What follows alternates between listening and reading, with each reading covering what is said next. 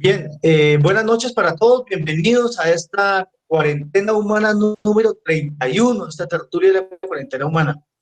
La cuarentena humana es un espacio virtual surgido por el aislamiento obligatorio preventivo que conllevó el aislamiento social y a la imposibilidad de encontrarnos presencialmente en torno a un café. Es un espacio para analizar todo tipo de asuntos, divinos y terrenales. La cuarentena es hoy un ejercicio necesario para quienes hemos tenido siempre preocupaciones superiores sobre la realidad que nos circunda y la posibilidad de construir para nosotros y las futuras generaciones ambientes de bienestar, prosperidad y convivencia. Hemos tertuliado sobre la perspectiva, sobre mujer, sobre política, sobre reconciliación, sobre la repercusión de la pandemia en la educación, en la información, en la cultura, en las prácticas jurídicas, en la sexualidad, en el medio ambiente. También hemos hablado de la muerte, del liderazgo campesino, del cooperativismo y de gobernar en pandemia. La cuarentena ha posibilitado el encuentro y el reencuentro de compañeros y compañeras de otros municipios, de otros departamentos e incluso de otros países. Saber que están bien y que su marcha, a pesar de las circunstancias, no les ha restado su entusiasmo, sino más bien les ha sumado experiencia. La tertulia del martes y los jueves a las 6:30 de la noche es la oportunidad de vernos y escucharnos, de ampliar los conocimientos y fomentar la diversidad, la inclusión y el respeto.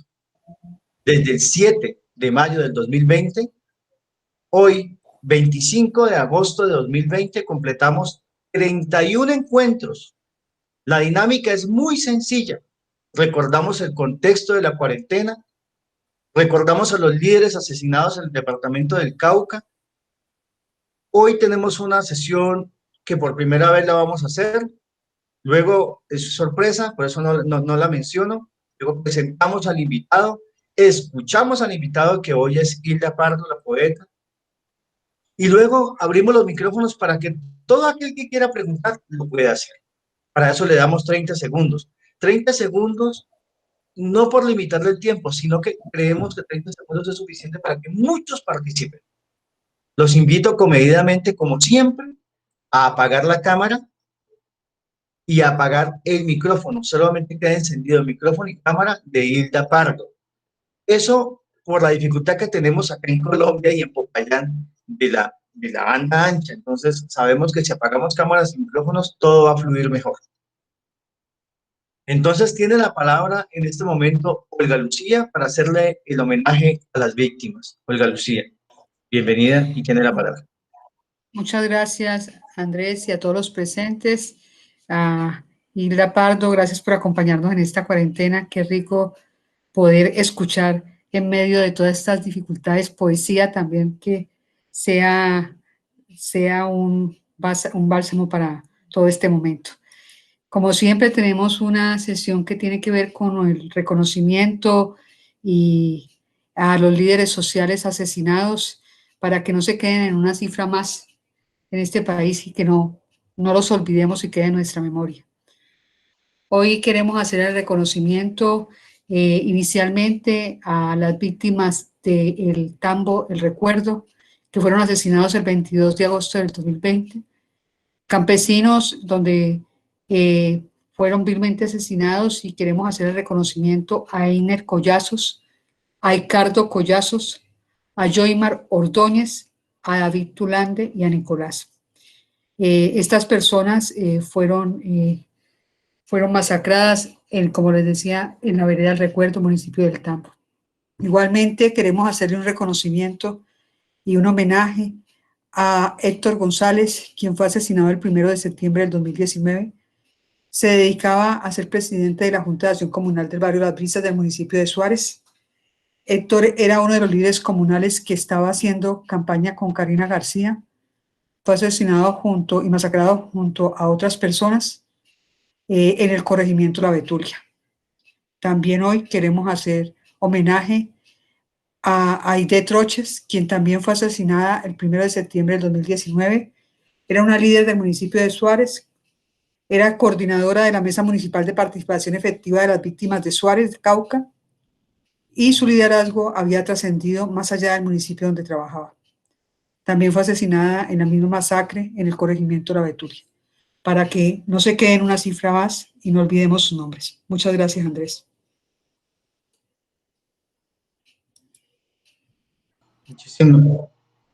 Muchísimas gracias a ti, Olguita, como siempre. Este recuerdo siempre nos pone, digamos, un poco tristes porque que no se vuelva costumbre contar muertos. Por eso decimos sus nombres. Alejandro Mamián, tienes la palabra. Perdón, Alejandro Chávez. Antes de iniciar. No, no, tiene la palabra el compañero César Muriel, el que va a leer. Perfecto, gracias. Gracias, Alejandro. César Muriel.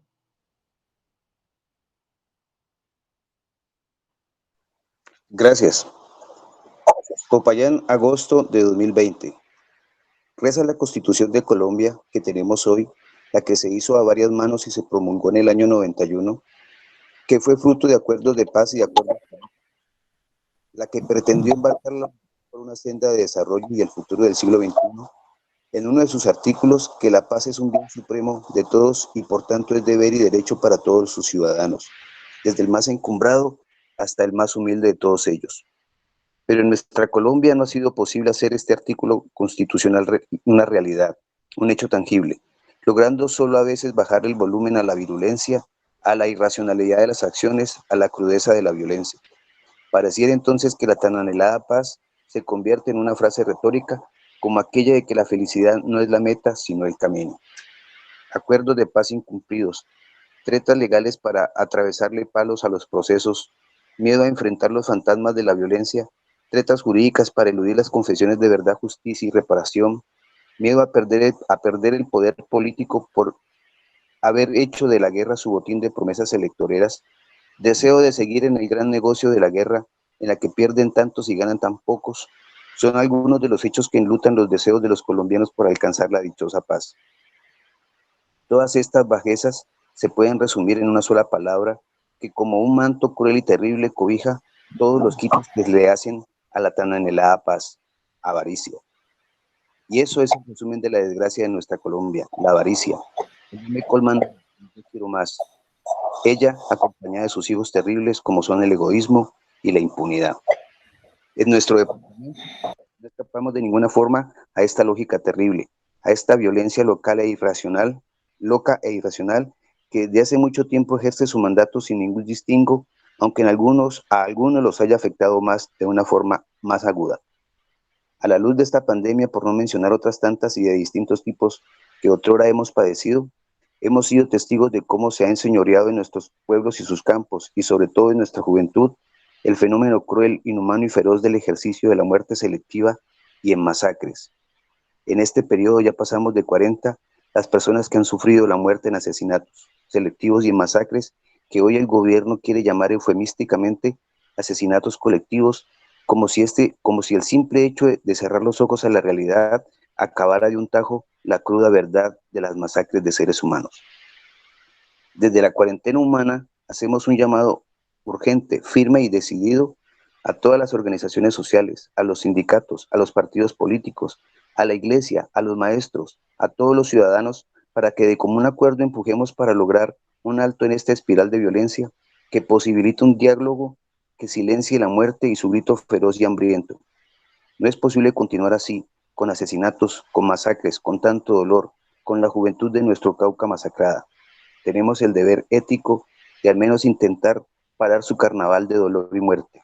Y debe ser así desde la sociedad civil, que se abrirá la senda que calme la guerra y la barbarie, porque desde el gobierno, con su indiferencia, su incapacidad, su indolencia y su desprecio por lo que no sean sus propios intereses, no será como encontraremos la senda perdida del respeto a la vida y a la dignidad humana.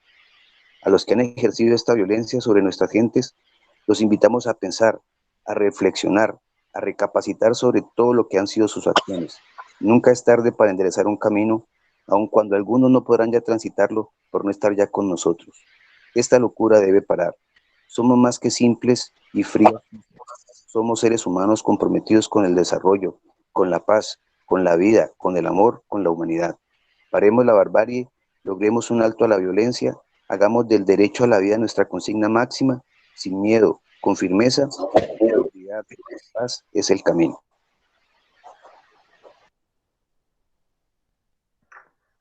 Muchísimas gracias, César. Este es el llamado de la cuarentena humana a seguir la senda de la paz. Walter, continuamos con nuestra cuarentena y presentamos a Hilda Pardo para hablar de poesía. Bueno, buenas tardes a todos y todas. Bienvenidos y bienvenidas. Acá hay hombres y mujeres libres que quieren hoy escuchar a la poeta Hilda Pardo para que en medio de esta tristeza nos alegre con la palabra, con la lectura de sus poemas, nuestra existencia. Hilda Inés Pardo es una poeta, gestora cultural y periodista, pertenece a la Asociación Caucana de Escritores y a la tertulia de Gloria Cepeda. Cofundadora del taller literario Alazor, dirigió el periódico Hace Palabra, el taller Telestra del Ministerio de Cultura, consejera municipal por el área de literatura y de la Comisión de Espectáculos Públicos.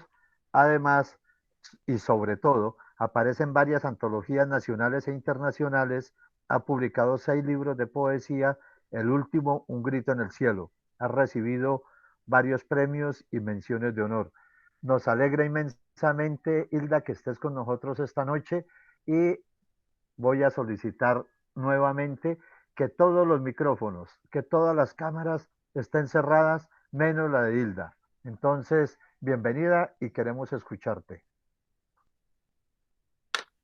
Bueno, muy buenas noches a todos. Muchas gracias por la invitación.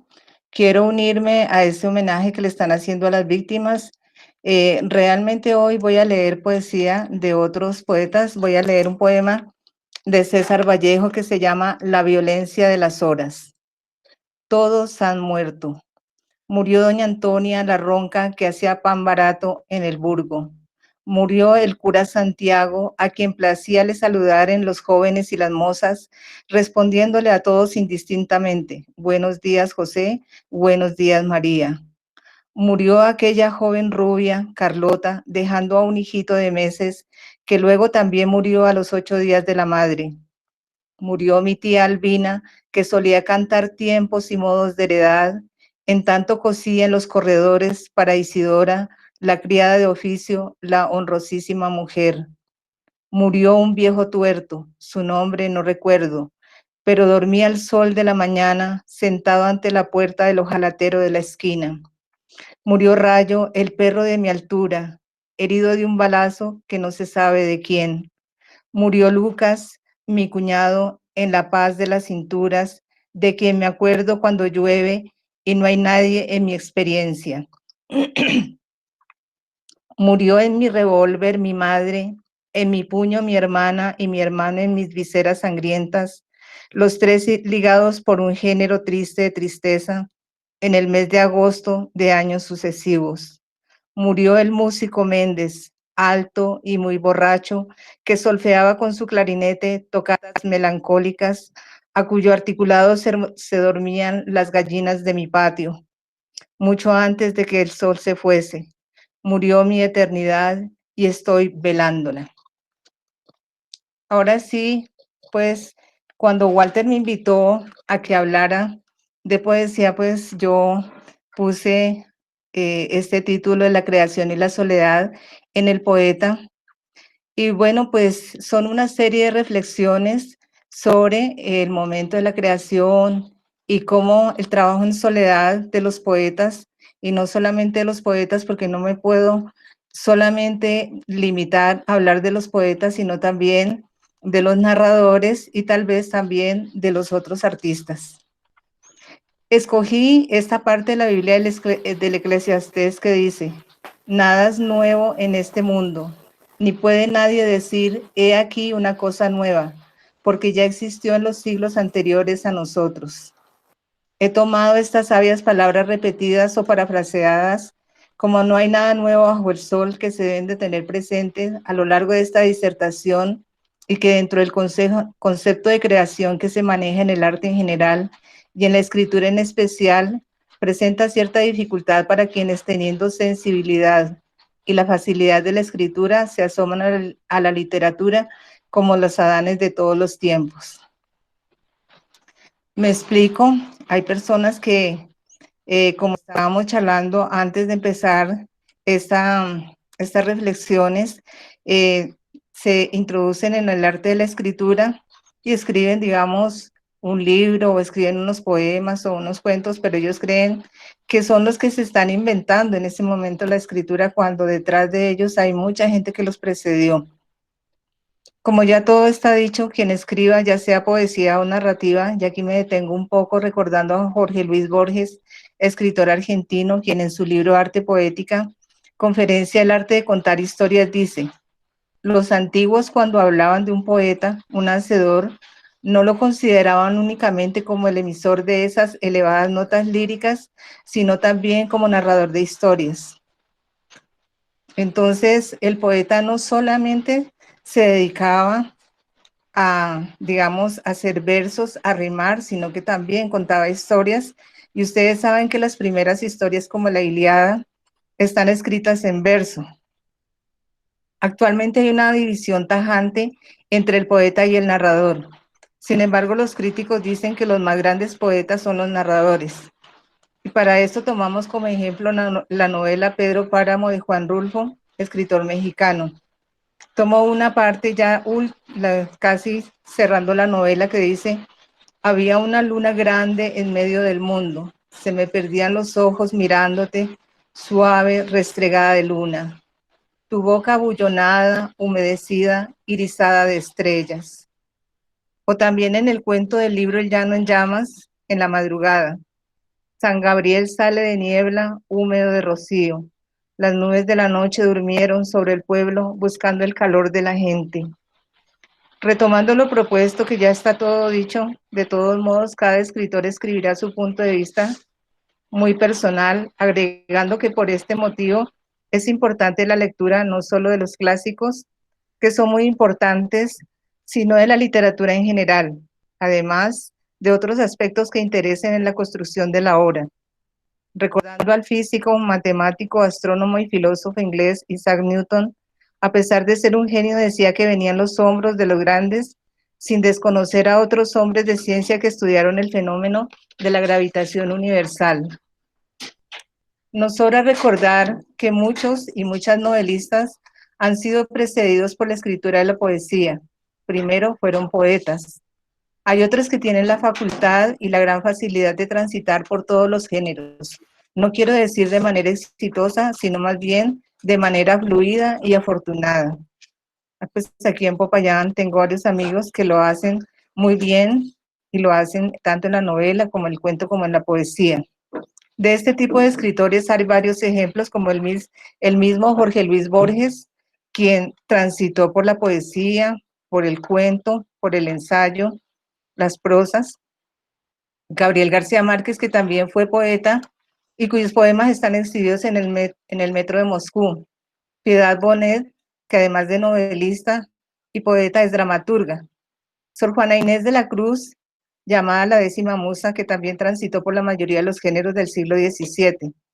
Federico García Lorca, quien por este mes de agosto ha sido homenajeado con un programa denominado de la insurgencia cultural.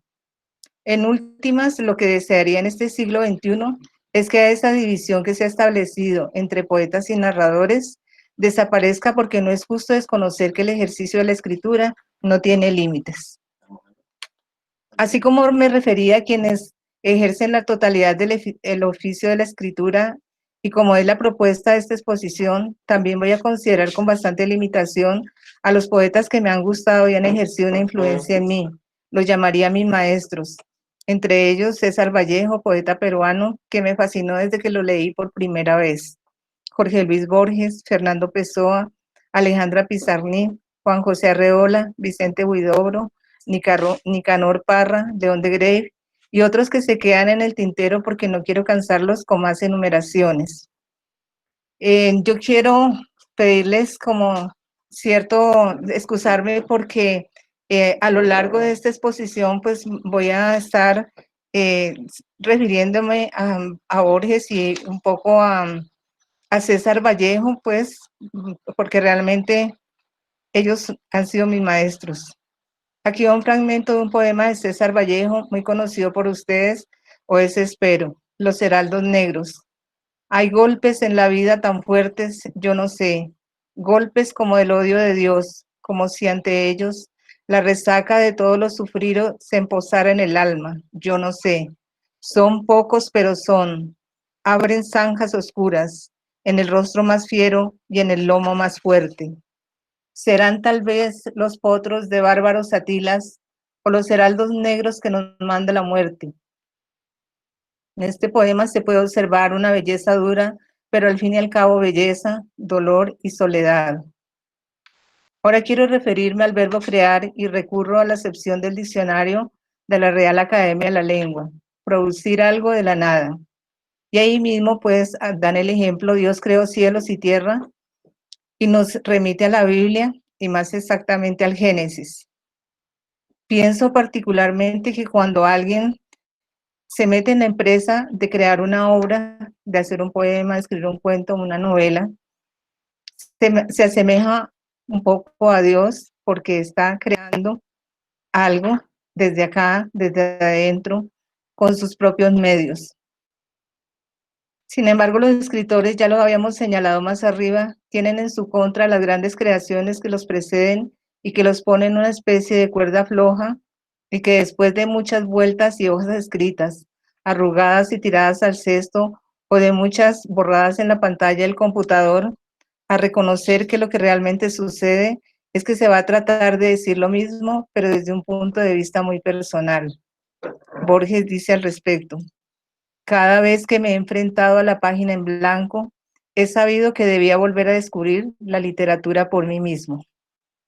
Puede ser que escribamos un buen verso y eso no significa que sea bueno. Muchas veces descubrimos que estamos citando algo que hace tiempo leímos. Entonces descubrimos que la lectura es un redescubrimiento y valga pues la redundancia. Tomemos dos grandes temas recurrentes como son el amor y la muerte, y con estos casi que cualquier escritor tiene obras que corresponden a los mismos. Hay un gran contraste entre un poema de amor de un escritor del siglo XIX y uno del siglo XX o del siglo XXI. Vamos a ver un fragmento de un poema de Alfonsina Storni, El Divino Amor. Te ando buscando, amor que nunca llegas. Te ando buscando, amor que me esquinas. Me aguzo por saber si me adivinas, me doblo por saber si te me entregas. Hay aquí contrastando un poema de María Ángeles Pérez López. Dice: ven, sube hasta mi puerta, entreabre los goznes despojados, la bisagra del cuerpo y de la casa, escala los ladrillos, las rodillas, la pierna en su medida inconmovible, remonta en el caudal de la inocencia, que canta su canción entre los muslos. Súbete hasta la piel y la epidermis, arriba del calor, en lo más alto. Aquí retorno a las palabras de Virginia Woolf, escritora británica, de su libro Una habitación propia, que se pregunta: ¿qué condiciones son necesarias para la creación de las obras de arte? En su búsqueda a una pregunta que le hicieron en el lejano siglo XVIII respecto a qué necesitaba una mujer para escribir una novela. Y aunque se refiriera al género femenino, creo que lo que ella concluyó respecto al tema le viene a los dos sexos, como es tener un espacio propicio para la escritura, esa era la habitación, y una renta para sostenerse y poder dedicarse al oficio de escritor o escritora.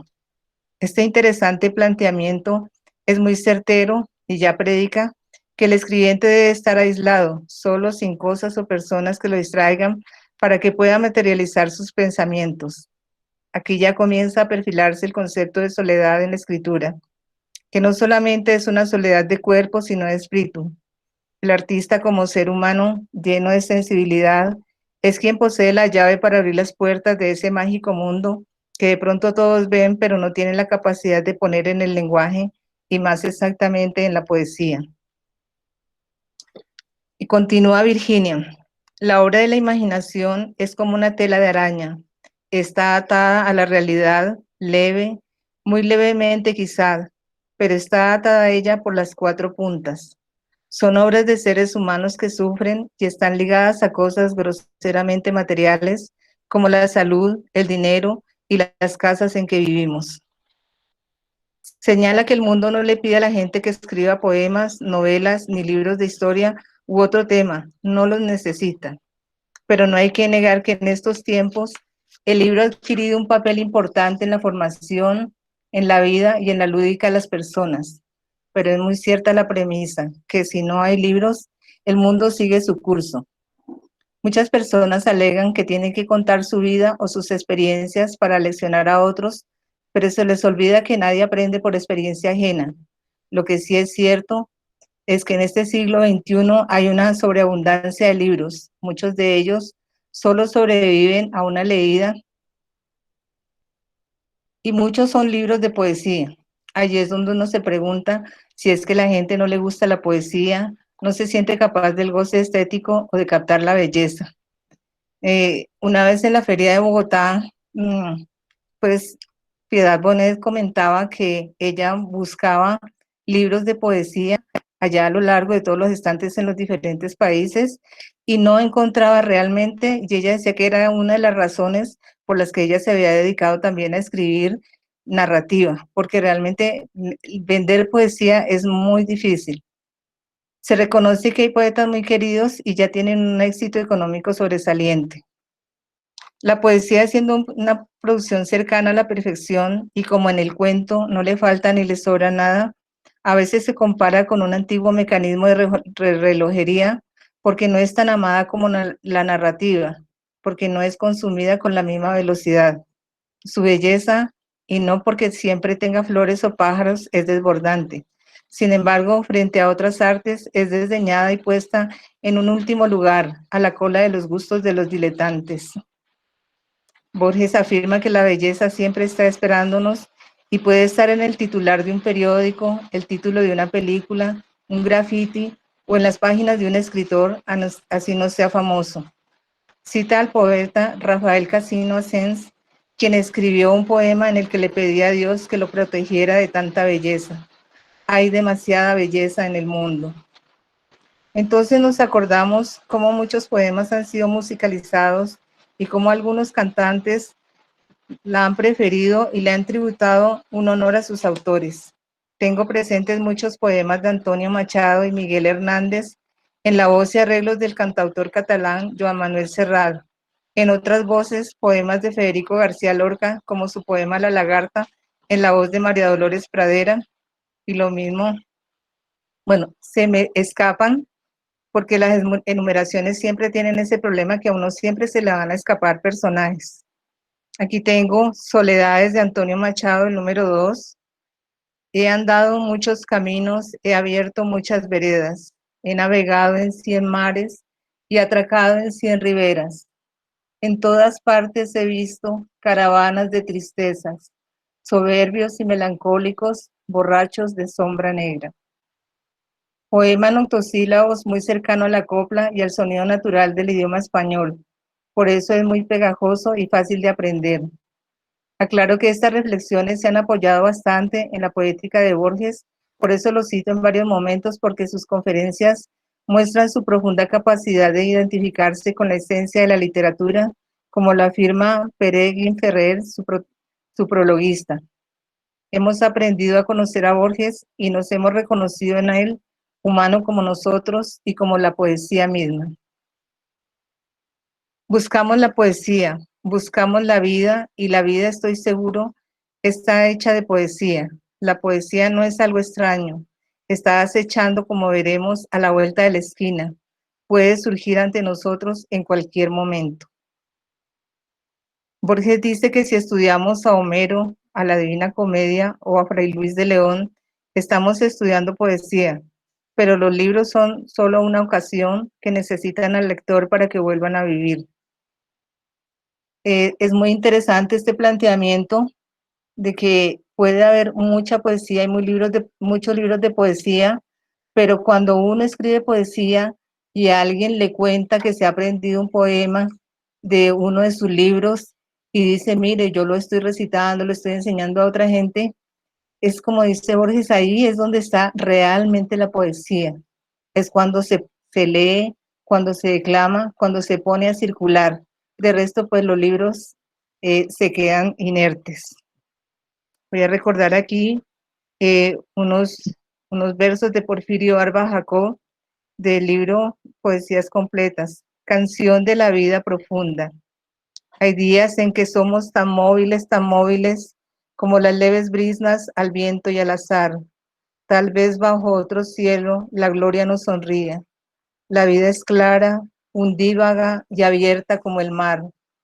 Y hay días en que somos tan fértiles, como en abril el campo que tiembla de pasión. Bajo el influjo próvido de espirituales lluvias, el alma está brotando florestas de pasión. El poema está allí, pero cuando alguien, en este caso, yo abro el libro y lo leo y siento la emoción o recuerdo la emoción del momento en que lo oí por primera vez y como percibo que somos insignificantes y menos que una brisna a merced del viento. Esto es la poesía. Me encontré en la red esta cita que nos viene muy bien al caso que estamos comentando. La literatura es esencialmente soledad. Se escribe en soledad, se lee en soledad y pese a todo, el acto de la lectura permite la comunicación entre dos seres humanos.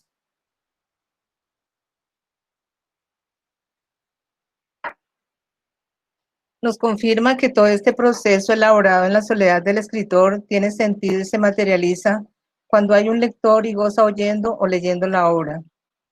Cuando hablamos de soledad, los sociólogos han percibido que en estos últimos tiempos, pese a que el hombre vive en ciudades atestadas de otros seres humanos, de vehículos, de sitios de diversión, se siente y vive muy solo y aislado. Esta situación se ha acentuado con el uso de dispositivos electrónicos que alejan y distorsionan el contacto humano, aún en las mismas casas o en el seno de lo que llamamos familia. Para muchos de los escritores, esta situación es ideal para encontrarse consigo mismo, sin tener que dar muchas explicaciones o tener que interrumpir sus ratos de mera contemplación, que luego lo conducirá a plasmar su obra. Cuando hemos iniciado la escritura de cualquier tipo de composición, necesitamos justamente no ser interrumpidos, porque esos momentos de claridad no volverán, por más que se haga el ejercicio de retomar de lo que se estaba diciendo. De ahí que muchos escritos presentan la dificultad de ser terminados o tener una continuación con la misma intensidad con que se venía desarrollando y puede que nunca logren ser terminados satisfactoriamente, o más aún, pueden pedir que se vuelva a replantear todo lo propuesto. Si se continúa con su edificación, se notarán baches insalvables. Como muchas veces amamos tanto lo que hacemos, o mejor nos amamos tanto, somos tan narcisistas y no aceptamos el error, posteriormente pagamos las consecuencias a esta renunciación.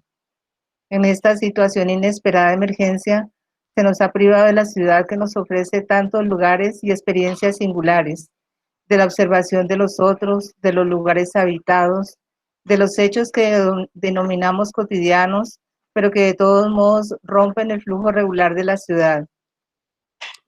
La ciudad produce sus propios mecanismos de comunicación, códigos netamente urbanos que es menester descifrar para poder transitarla, carteles, señales viales, prohibiciones. Magdalena Freire, esto es de Magdalena Freire, y añade, la ciudad como punto de anclaje en lo moderno se configura en la dimensión donde la historia del hombre es la historia misma de la ciudad.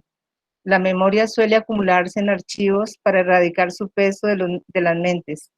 Así el olvido oxigena y el hombre prosigue con su cotidiana tarea de sobrevivencia. Dice Magdalena Freire en su artículo Lorca y los senderos de la gran ciudad. Lógicamente que una cosa es hablar de una gran urbe como Nueva York y otro de una pequeña ciudad con ínfulas de metrópoli en visión reducida, pero que de todos modos nos depara hechos sorpresivos y anécdotas interesantes. La ciudad nos permite hallar espacios especiales para la tertulia o para el simple estar, las bibliotecas, los teatros, las avenidas, los parques, o esa habitación que no tenemos pero que necesitamos para crear.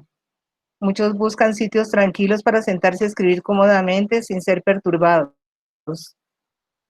Cerrada la ciudad a nuestros deseos y necesidades, nos queda la ventana, la poética ventana, como la denomina Armando Silva en su artículo Asómate a la ventana.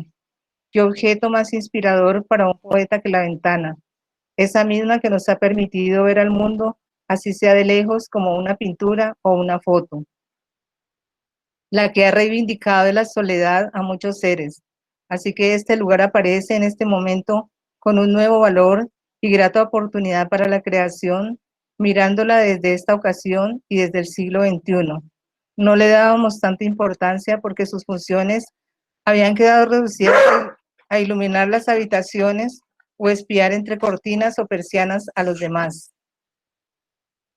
Un poema de Mario Benedetti, Piedritas en la ventana.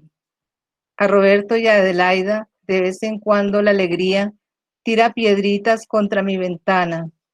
Quiere avisarme que está ahí esperando, pero me siento calmo, casi que diría ecuánime.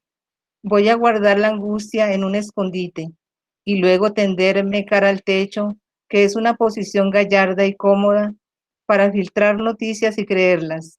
¿Quién sabe dónde quedan mis próximas huellas, ni cuándo mi historia va a ser computada? ¿Quién sabe qué consejos voy a inventar aún? Pero sitiados en lo que llamamos casa, con todo el peso de enfrentarnos a nosotros mismos, así no estemos solos físicamente, es una buena ocasión para dedicarnos a escribir lo que deseábamos hace mucho, pero por las circunstancias seguramente se había pospuesto. Este es otro desafío en cuanto a no tener que enfrentar o codearse con otros seres humanos, situación que es ideal para muchos y especialmente para los poetas. Pero la calle hace falta y es quizás la parte más importante de la ciudad. Calles y avenidas son como las arterias del cuerpo y de hecho así la llaman los periodistas o en los medios de comunicación. Por ellas corren los seres humanos a determinados lugares y por ellas regresan a sus lugares de origen. Por estas mismas se acarrean alimentos, materiales, muebles, etc. Están repletas a determinadas horas del día y quedan vacías en la noche. Son el hogar de muchos otros. Se le reconoce también como una escuela y por lo tanto en ella se aprende mucho. Pero también es un lugar de encuentros y desencuentros, un observatorio muy fértil respecto a los otros seres humanos. Diríamos, es un mercado persa donde se puede conseguir de todo, hasta poetas ambulantes. Dice el escritor Óscar Domínguez en su columna Había una vez. In illo tempore había un sitio que se llamaba calle. Era el mejor cuarto de la casa, su prolongación. Así como en la noche cabe lo que no cabe en el día, lo dijo un niño, en la calle sucedía lo que no pasaba dentro de las cuatro paredes. Esto como una reminiscencia durante la cuarentena del significado que tiene la calle en todos los seres humanos que fuimos alejados de ella y de todos sus posibles descubrimientos y hasta terrores. Añoramos la calle y sus carnavales, payasos, locos y músicos, vagar sin motivo solo para escapar de algo, tal vez de nosotros mismos. Quien se haya atrevido a caminar las calles desiertas de esta ciudad habrá sentido nostalgia de los que siempre la habitan y cierto temor a no hallar a nadie con quien hablar. Para muchos ha debido ser placentero a pesar de las puertas y ventanas cerradas. Y tal vez nos preguntamos a dónde se fueron, qué estarán haciendo y qué quedó detrás de esas puertas polvorientas. Aquí va un poema de Octavio Paz que se llama Aquí, sobre la calle. Mis pasos en la calle resuenan en otra calle, donde oigo mis pasos pasar en esta calle, donde solo es real la niebla. Ahora viene la pregunta tantas veces contestada. ¿Cómo será la calle una vez se haya controlado el virus? ¿Será la misma como la dejamos o estaremos dispuestos a habitarla de otro modo? Creo que la misma calle nos dirá en el futuro, ya que como seres humanos somos, como se dice coloquialmente, animales de costumbres. En todo caso, al menos en esta tierra, los crepúsculos siguen embelleciendo la ciudad y nosotros no estamos allí para disfrutarla y gozar de la belleza que nos deparan muchas tardes. Pero desde la ventana podemos atraparla en una cámara y mostrar que el atardecer no se ve igual desde todos los lados.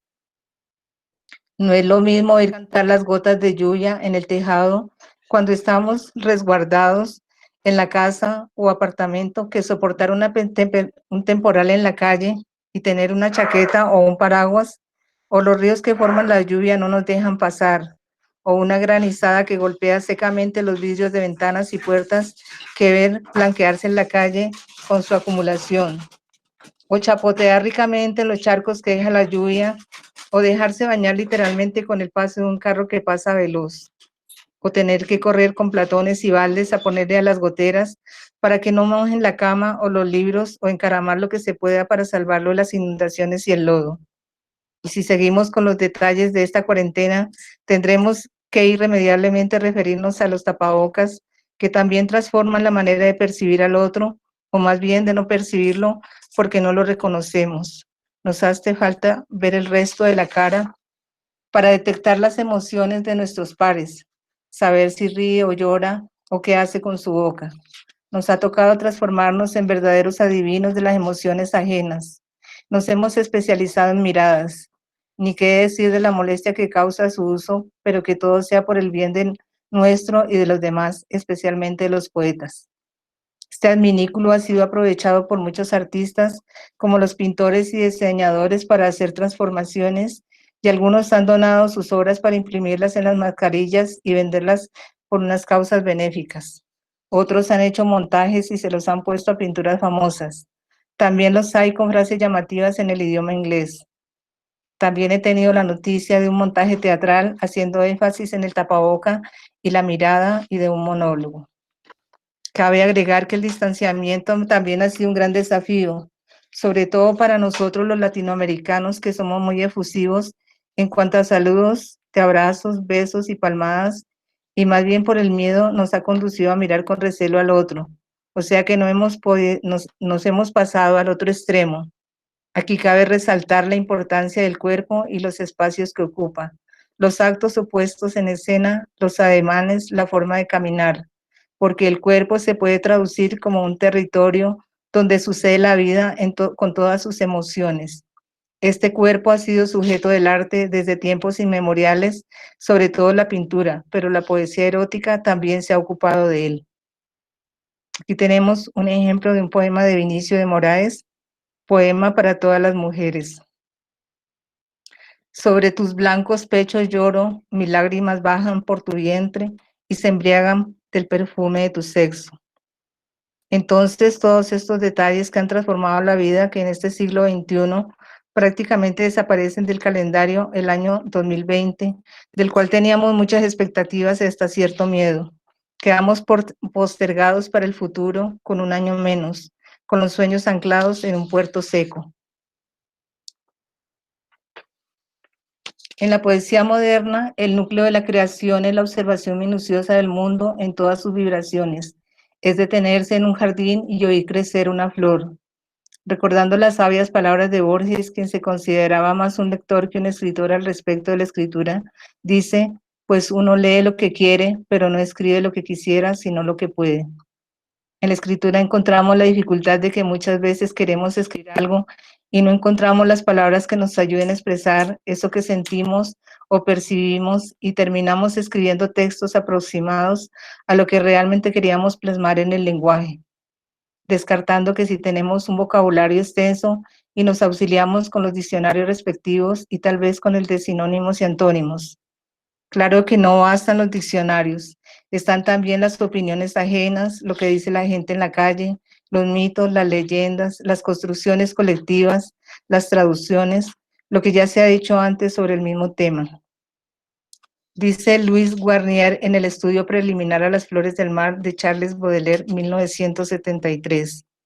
Ha pasado ya más de un siglo de la muerte de Baudelaire y su obra poética sigue nutriendo la parte más viva de la poesía de nuestro tiempo.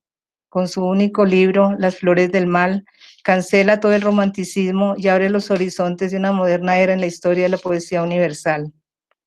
Baudelaire, en la última estrofa de su extenso poema El viaje, en el que impreca la muerte, se le puede llamar su manifiesto poético.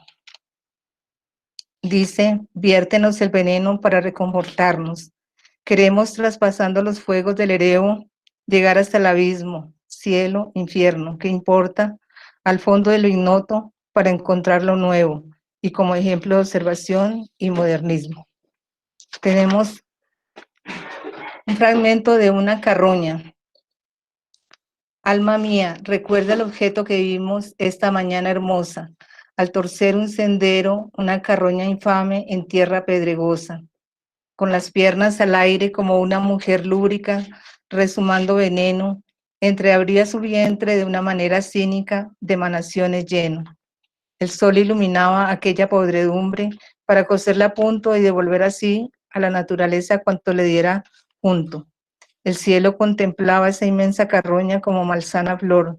Creíste desmayarte y caer en la hierba, tan fuerte era su hedor. Aparentemente una carroña no tendría el carácter de poético y de belleza en el sentido más clásico en esa época del romanticismo, pero con la maestría y la sensibilidad de Baudelaire, la carroña queda registrada en la poesía como uno de los mejores poemas, recordando que en el libro sería letra muerta, pero cuando lo leemos lo resucitamos a la vida. Ya en la recta final de estas reflexiones, en torno a la creación entendida como el acto moderno de acumular experiencias visuales, auditivas o de otra clase a través de la observación minuciosa y plasmarlas en un poema, ya sea en verso, en prosa o en otro género literario. Debemos recordar que esas líneas tan claras que delimitaban un género de otro se han puesto muy tenues y es casi imposible en este momento distinguir un poema de un cuento corto o de una prosa poética. Aquí voy a leer dos ejemplos de Éxtasis Violeta de Arturo Cravan, poeta mexicano. Poema 37. Tu corazón se divide y toma caminos disímiles, sale por tus poros como pequeñas embarcaciones rojas y nerviosas. Frente al Sena, en una pequeña caja de zapatos, alinean al recién nacido que aún ostenta resto de granates. Sí, es lo más correcto, que mejor que viajar por un río. Y un fragmento del cuento Nadie lamentará mi suicidio del escritor payanés Víctor López Erazo. He llegado hasta aquí con toda la prevención de que soy capaz. Nadie me observa, nadie sabe quién soy yo, a nadie le hago falta. Estoy solo en este cuarto y en esta soledad me rodean cosas deprimentes. Allá hay una silla de vaivén enmohecida, quieta como una idea fija. Allá restos de una vajilla que los años impiden saber si es porcelana oscura o sucia. En cuanto a la soledad, es el laberinto buscado para enfrentarnos a nosotros mismos, a la concebida hoja en blanco para los que escriben a mano, o la pantalla limpia en una lucha digna de los dioses. La consideramos nuestra aliada en todo lo que toca el proceso, como ya se dijo en otro momento, de leer y escribir. Quiero terminar diciendo que aunque no es fácil para muchos abrazar la soledad para quedarse en ella, dialogar con ella, meditar y construir nuestro propio universo. Ese ha sido el gran ejercicio en esta pandemia, el de estar con nosotros como ante un espejo, de luchar contra ciertos demonios interiores y tener el valor de volver a comenzar cuando sea necesario, de replantearnos y, como dicen ahora los emprendedores y políticos, de reinventarnos. Muchas gracias.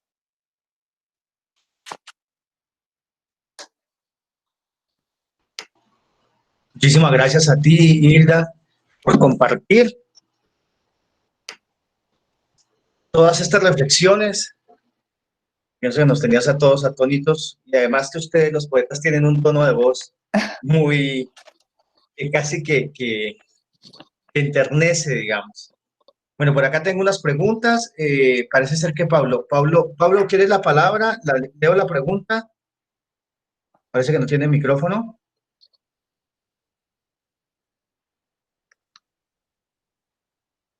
Voy a leer la pregunta de Pablo. Hilda, usualmente hacemos 3 preguntas, un bloquecito de 3 preguntas, y para que Listo. tú las contestes y luego leemos otras 3. Bueno. La primera me la mandan al interno, dice, ¿cuál es tu inspiración? ¿Qué es lo que más te inspira? Esa es una.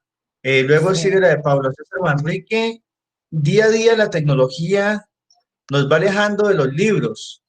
Es así como los niños prefieren una tablet, un celular, televisión, etc. ¿Cómo equilibrar preferencias y en lo posible enamorar de la lectura desde niños a nuestros hijos? Y la otra pregunta la hace Luis Ernesto Urbano. Luis Ernesto, tienes la palabra. Muchas gracias, Andrés. Un saludo especial para Hilda. La verdad creo Gracias. que ha sido un momento muy agradable escucharte en ese recorrido por la poesía, pero me quedé con una inquietud, algo me llamó la atención. Como Sí. los referentes esos grandes monstruos, pues en el mejor término de la palabra, de poetas de la lengua española, pero para ti no son solamente un colombiano, un payarés. ¿Qué poetas colombianos son tus referentes y cuál nos podrías pues ubicar dentro de este contexto que estableciste tu conversación? Muchas gracias. Bueno, Gracias. empiezo por la primera, ¿no? Sí. Sí. Bueno, alguien me pregunta la inspiración, pues por ahí hay una frase famosa que dicen que la dijo García Márquez, yo la retomo, que bueno, realmente la inspiración de pronto serían ciertos destellos, pero lo real es que todo el trabajo que hacemos es producto de, digamos, toda la producción que tenemos es producto de trabajo y disciplina. Y lógicamente que de muchos libros que escribamos, si hemos escrito 2 o 3 poemas, porque se nos ha iluminado, se nos ha llegado así un momento, pues es mucho decir, ¿no? Realmente, ya lo decía dentro de la exposición, que la poesía moderna se caracteriza porque tiene el trabajo de la observación, ¿no? De ser un gran observador del mundo.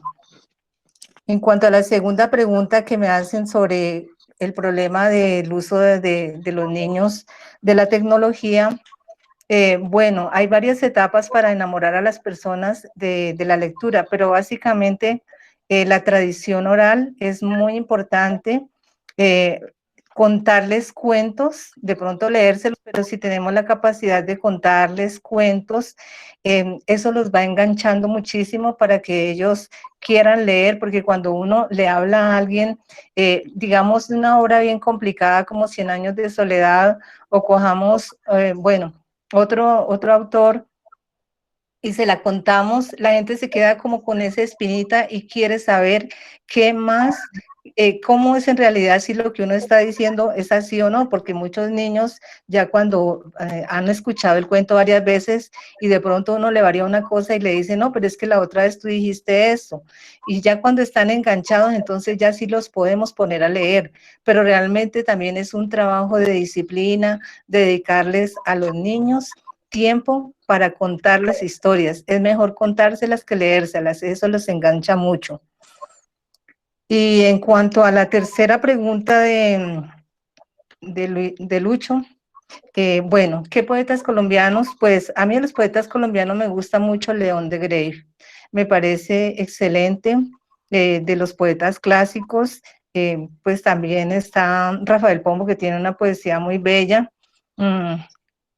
Está de los poetas contemporáneos, me gusta también, está Andrea Cote, está Águeda Pizarro.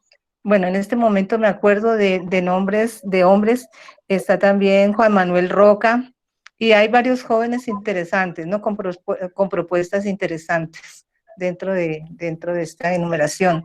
Como decía, pues me puedo olvidar, ¿no? Porque cuando uno hace enumeraciones tiene la tendencia a olvidarse y además tiene la tendencia a nombrar los que a uno le gustan. Gracias, Hilda. Hilda, voy a leer bueno, le voy a dar la palabra a José Fernando Quintero Gil, a ver si de pronto él quiere leer su pregunta. José Fernando. Buenas noches. Sí. ¿Sí me escuchan? Sí. Sí, sí, te Buenas escuchamos. noches. Hilda, ¿cómo está Andrés? Mucho Bien, gusto. bien, ¿y tú qué tal? Bien, es que pues estaba acordándome de una experiencia que tuvimos en la ciudad de Manizales. Tal vez tú conoces al poeta y bailarín Dorian Uribe González, nacido en el municipio de Marmato, Caldas, el Sí. cual, con el cual se conformó una fundación denominada en su momento Estampas Latinoamericanas. En principio se llamaba Grupo Independiente. Con dicha fundación logramos hacer 5 festivales nacionales de poesía donde estuvo Juan Manuel Roca, donde estuvo el mismo Artel y unos poetas de la costa pacífica. Y logramos hacer un montaje de la poesía negra afroamericana llevándole un espectáculo al público, en danza, teatro y fusionando la poesía, ritmos negros y mulatos y rasos del mayombero. Y yo hago la pregunta, es que le llegamos a mucho público con los festivales de poesía y con el proceso de danzas y el proceso del grupo independiente Estampas Latinoamericanas, Fundación Estampas Latinoamericanas, y logramos hacer unos festivales de poesía sentando a los poetas frente al público, a leerle su poesía, como allá estuvo Roca, estuvo unos grandes poetas de Colombia que estuvieron allí, en esos espacios que se daban en la ciudad de Manizales, como una ciudad muy cultural y una ciudad muy creativa en el espacio artístico y cultural, ¿cierto? Entonces yo quiero decir, bueno, yo quiero mencionar esto, tú decías ahora cómo llegarle a la gente, ¿cierto? Cómo hacer que la gente conozca el arte, la poesía. Entonces, ¿qué propones para un grupo de gente aquí, que hay mucha gente inquieta, que mucho nos gusta la cultura, para que retomemos eso y más en estas crisis tan duras que nos vemos con estas tragedias y todo eso, donde el arte y la cultura nos sirva para al menos reunirnos y encontrar un motivo para esos espacios, ¿cierto? Gracias. Una felicitación muy linda de los... me coincido con el gusto suyo. Ahí está, ahorita tenía un libro de Vallejo precisamente en la mano y es un gran poeta, pero muchas gracias, Sí, amigos, claro. por este espacio. Andrés, muchas gracias y ahí dejo la inquietud, muy amables. Vale, José Fernando, muy amable. Hilda, las otras dos preguntas las formula. Una la formula Walter Aldana y la otra José Alejandro Chamorro. Tienen 30 segundos, Walter, primero, y luego José Alejandro, 30 segundos para hacer la pregunta a Hilda. Gracias. Walter.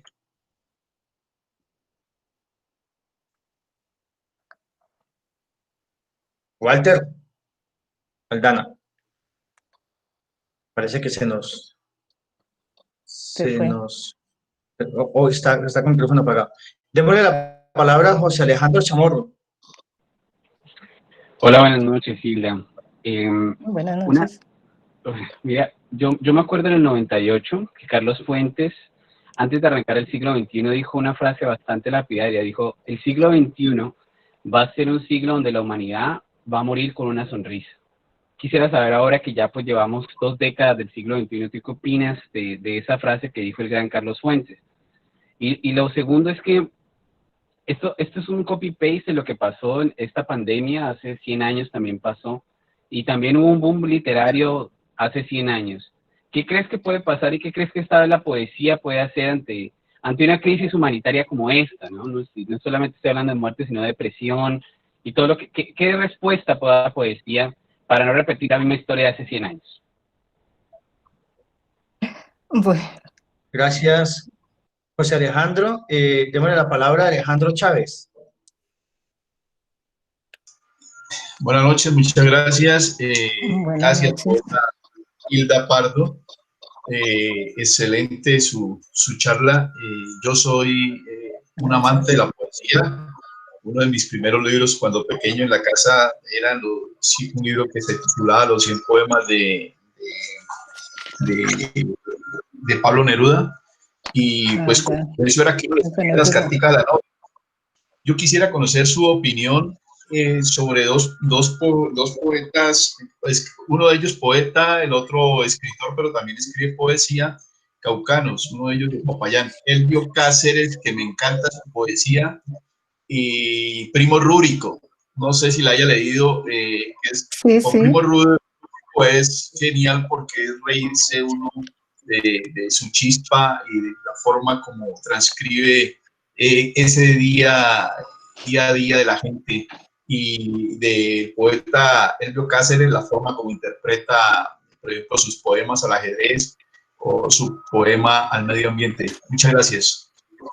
Bueno, a ustedes.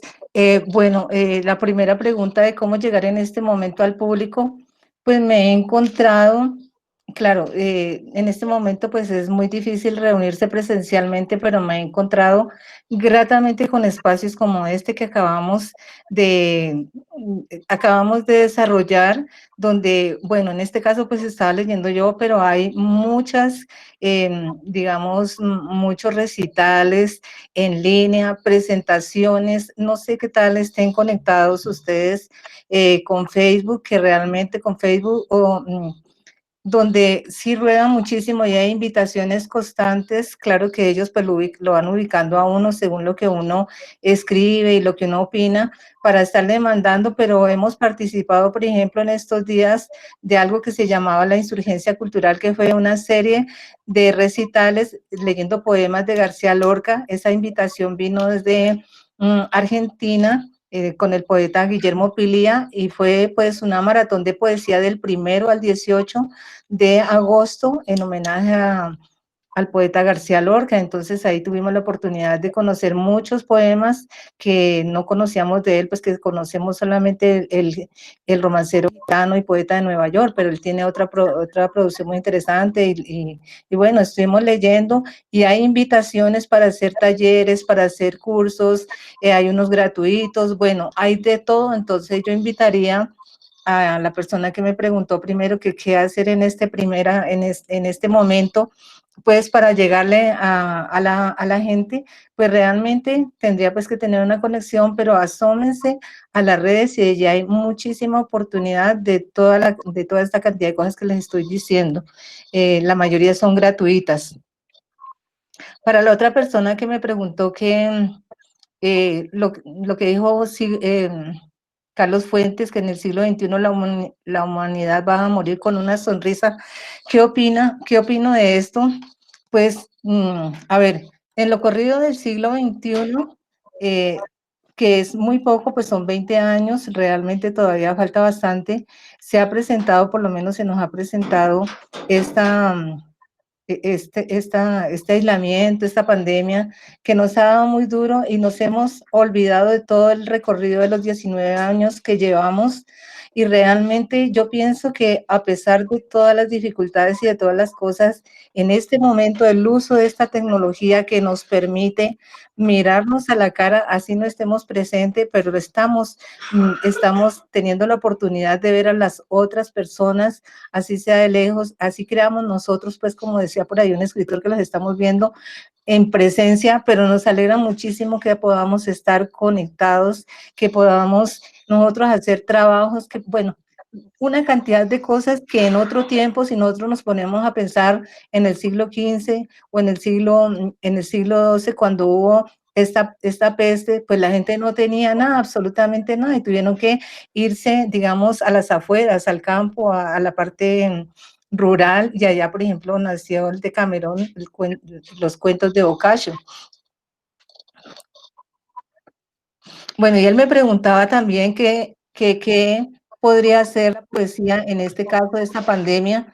Pues lo que pasa es que la poesía realmente, yo estaba diciendo desde hace rato, es una expresión estética, es una expresión de la belleza, y mucha gente, desafortunadamente, en nuestro país, de pronto en América Latina, no tiene la formación, no ha tenido la oportunidad de acercarse a conocer los poetas de su región, y eso pues realmente me parece bien dificultoso, pero la poesía en sí, como vehículo de protesta, como vehículo de transmitir, se transmiten sentimientos, pero como vehículo de protesta, como finalidad, realmente la poesía es bien, digamos, no podría cumplir esa función, le queda muy complicado. Pero sí he visto, afortunadamente, que a raíz de todo este aislamiento y todo esto, había una producción muy interesante y unas propuestas muy interesantes. Y ya con la última pregunta, que qué opino de Elvio Cáceres y de Primo Rúrico. Bueno, conozco a ambos poetas, he hablado con ellos, los he escuchado. A Elvio me parece un hombre muy valioso, con su poesía, porque a pesar de que uno lo vea pues trabajando duro, se lo encuentra hasta muy tarde en la noche, es un hombre que de todas maneras se ha preocupado por tratar de leer y de alcanzar a otros poetas que uno diría, no, pues él solamente está escribiendo con lo que tiene la oportunidad de estar en la calle, aunque yo ya decía que la calle pues está muy llena de sorpresas, pero él sí es un lector muy bueno. Él, por ejemplo, hace tiempo me estaba contando que leía a Pessoa, que es un poeta un poco dificultoso, pero me gusta su manera fresca de escribir, sus poemas del ajedrez, tengo ambos libros, y sus poemas a la naturaleza. pero lo que más me gusta de él es su espontaneidad y su manera de interpretar los poemas. A propósito, quiero públicamente agradecerle a Elvio Cáceres que a mi primer libro él le hizo una serie de poemas a un primer libro, o sea, me contestó con un libro de poemas. De Primo Rúbrico, pues también conozco su poesía y me gusta algo que es muy difícil de alcanzar dentro de la poesía y dentro de la literatura, como es el buen humor. Es una, digamos, es una mezcla perfecta porque además él trabaja el soneto, que es una composición rigurosa y que requiere mucha disciplina. Gracias. Hilda, muchísimas gracias. Gracias por la bondad que has tenido de Muy acompañarnos. interesante la conferencia, muchas gracias, muy interesante, muy nutrida. Bueno, muchas gracias. Gracias, Imelda. Te damos la Gracias, palabra entonces a muy Walter para bonita que haga el y cierre de me este espacio encantaron los poético. temas y las poesías. Bueno, primero Muy dadas decirte, Gracias, Imelda. a la decirte, Hilda, Doña Hilda. que decirte, Hilda, estamos que viviendo y pues nos entretenemos mejor poesía. Listo, gracias. bueno, señora. Vale. Decirte, Hilda, que lo que hacemos ya en este momento no es un resumen, sino resaltar algunos de los elementos que han planteado quienes están en la tertulia. Esta noche te hemos tenido a ti, hemos tenido la posibilidad de escucharte. Nos has contado cómo la lectura y la escritura tiene su historia, cómo los poetas son sobre todo narradores de historias y observadores de lo que son grandes observadores del mundo para poder trabajar sus poemas. Son narradores de historias desde la concepción de Jorge Luis Borges y nos enseñaste dos momentos, uno de Pedro Páramo de Rulfo y otro de El Llano en Llamas, pues también de Rulfo. En relación al tema de cómo crear, producir algo de la nada, ¿cierto? Tiene una relación muy estrecha con las condiciones para poderlo hacer, tiene que ver con el espacio y la renta para dedicarse, con las condiciones pues propicias para ellos, pero sí es estar solo en soledad, que la sensibilidad posibilite convertirse en palabras. El concepto de belleza desde la percepción de cada uno de la poesía, nos lo ha repetido. Los libros esperan al lector para volverse, para ser vivos, como en la película La Noche del Museo, o Las Noches del Museo, donde se da vida, ¿cierto?, a toda la historia que está allí. La literatura es esencialmente soledad, se escribe y se lee en soledad, pero es algo mágico porque se recrea en sociabilidad. Las calles y las avenidas son como las arterias del cuerpo, son vivas, son escuela, lugar de encuentros y desencuentros. La pandemia nos alejó y nos genera nostalgia al recorrer las calles y no encontrarnos los amigos o encontrarlos y no poderlos saludar de la forma que quisiéramos. Y haces una referencia al tapabocas como una parte que nos niega la posibilidad de conocer del otro o de recordar del otro la sonrisa y nos vuelve o quisiéramos ser adivinos para recordarlo. Nos hemos vuelto, dices, especialistas en miradas, el cuerpo y los espacios que ocupa en esta realidad, en este tiempo, también nos marca y dices, se lucha contra los demonios internos para podernos reinventar en pandemia. El poeta es un gran observador del mundo. La expresión estética, la expresión de la belleza, eso es la poesía, como lo vea cada uno de quien la escuche o la lea. Hilda, tienes un minuto para despedirte, agradecerte inmensamente, pero antes de darte el minuto quisiera ¿cómo era que decían? Dos noticias rápidas. La primera es que el jueves estará con nosotros Mamá Mercedes, alcaldesa de Silvia, contándonos en el tema desde la concepción, la visión MISAC, la cosmovisión MISAC, cómo es gobernar en pandemia. El martes estará el historiador de la Roche con nosotros y el jueves estará con nosotros Marco Antonio Valencia, el escritor. Quisimos lo que leyó César Muriel, Lucho López, es un poco la respuesta a lo que estás diciendo. Nosotros también percibimos un gobierno departamental que no está a tono con las exigencias y el momento, y entonces nos planteamos el llamado a que se constituya un proceso de diálogos con los actores armados y que se generen comisiones que posibiliten adelantar esos diálogos. Pero era eso, agradecerte inmensamente, decirte que con los artistas, a los comunes y corrientes como yo, nos pasa una cosa, es que es un tiempo en que nos sentimos como levitando. Hay una disposición a escucharles y eso nos genera también mucha tranquilidad y mucha alegría. Entonces, muchas gracias, Silvia, y tienes el micrófono para que te despidas de nosotros. Te despides y abrimos todos los micrófonos y nos decimos buena noche.